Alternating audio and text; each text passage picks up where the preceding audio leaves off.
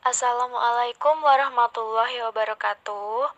Kami dari kelompok 7 yang beranggotakan yang pertama, Via Amelia Firmansyah, yang kedua, Karirotud Dini Aulia, dan yang ketiga, Siti Durotun Nikmah.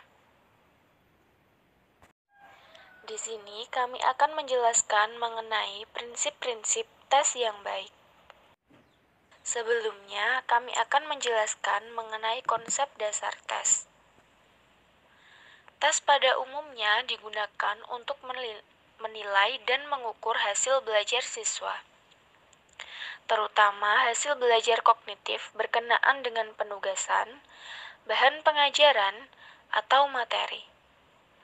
Istilah tes diartikan sebagai suatu pertanyaan atau seperangkat tugas yang telah direncanakan untuk memperoleh informasi tentang atribut pendidikan atau psikologi tertentu. Dan setiap butir pertanyaan atau tugas tersebut memiliki ketentuan atau jawaban yang dapat dianggap benar. Apabila tidak memenuhi ketentuan tersebut, maka jawaban dianggap salah.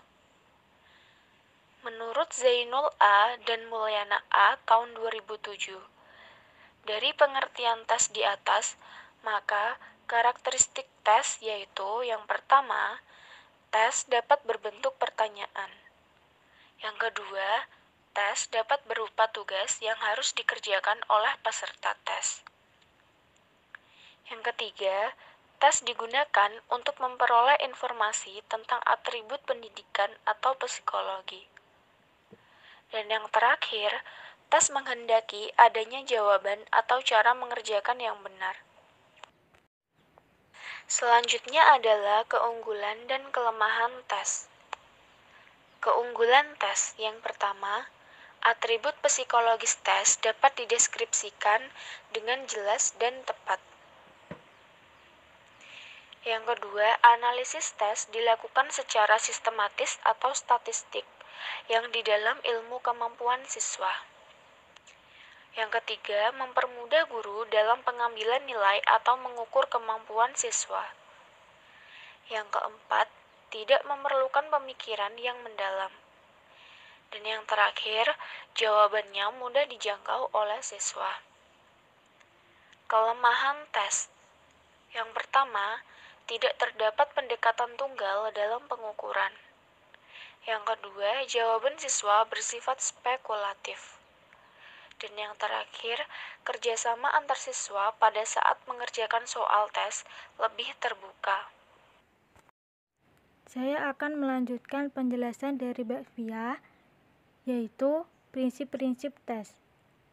Yang pertama, valid atau validitas, yaitu menurut Ajwar tahun 1987 menyatakan bahwa validitas berasal dari kata validity yang mempunyai arti sejarah mana ketetapan dan kecermatan suatu instrumen pengukur atau tes dalam melakukan fungsi ukurnya. Bentuk-bentuk validitas yaitu ada validitas logos dan ada validitas empiris. Saya akan menjelaskan validitas logos. Istilah logos berasal dari kata logika yang berarti penalaran. Sedangkan validitas empiris yaitu istilah validitas empiris menurut kata empiris yang artinya pengalaman dinamakan demikian karena validitas tersebut ditentukan dengan menghubungkan performansi sebuah tes terhadap kriteria penampilan tes lainnya dengan menggunakan formulasi statistik. Dan selanjutnya ada reliable, yaitu berasal dari kata reliability, berarti sejauh mana hasil suatu pengukuran dapat dipercaya. Suatu hasil pengukuran dapat dipercaya apabila dalam beberapa kali pelaksanaan pengukuran terhadap kelompok subjek yang sama, diperoleh hasil pengukuran yang relatif sama selama aspek yang diukur dalam arti subjek memang belum berubah. Yang ketiga adalah autentik. Penilaian yang sebenarnya tidak hanya melihat hasil akhir, tetapi kemajuan hasil belajar siswa dinilai dari proses, sehingga dalam penilaian sebenarnya tidak bisa dilakukan hanya dengan suatu cara, tetapi menggunakan berbagai ragam cara penilaian. Dalam rangka melaksanakan penilaian autentik, guru harus memahami secara jelas tujuan yang ingin dicapai. Untuk itu, guru harus bertanya pada diri sendiri, khususnya berkaitan dengan 1. Sikap, 2. Keterampilan, dan 3. Pengetahuan. Dan guru harus fokus kepada penilaian yang akan dilakukan. Misalnya berkaitan dengan sikap, keterampilan, dan pengetahuan. Guru juga harus mengetahui tentang tingkat pengetahuan apa yang akan dinilai seperti penawaran, memori, atau proses. Selanjutnya yaitu praktis.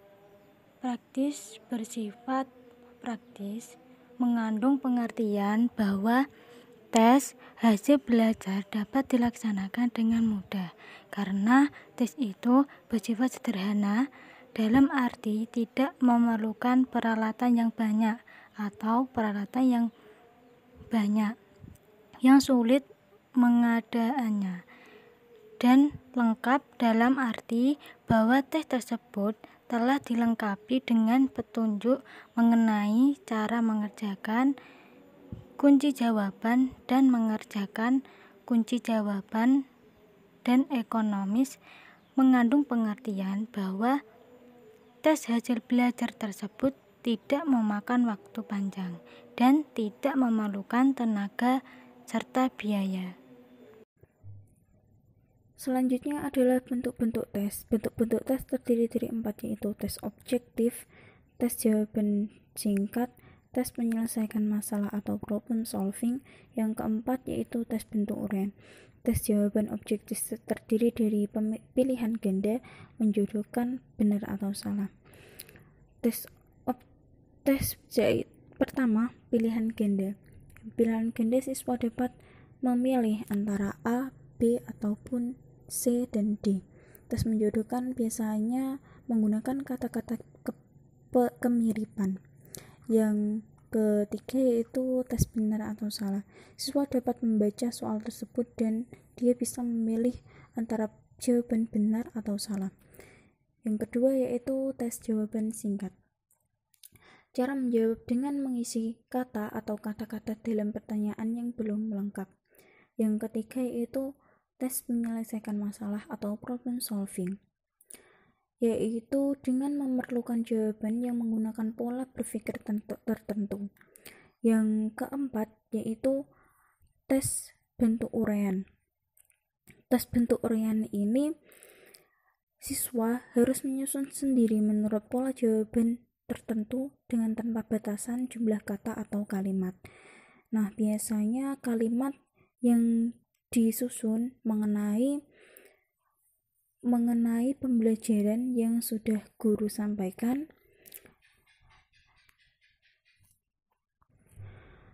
Pola jawaban itu yang mengikat pada peserta didik agar tidak keluar dari bahasan yang sudah ditentukan. Sekian penjelasan dari kami. Bila ada salah kata, kami mohon maaf. Wassalamualaikum warahmatullahi wabarakatuh.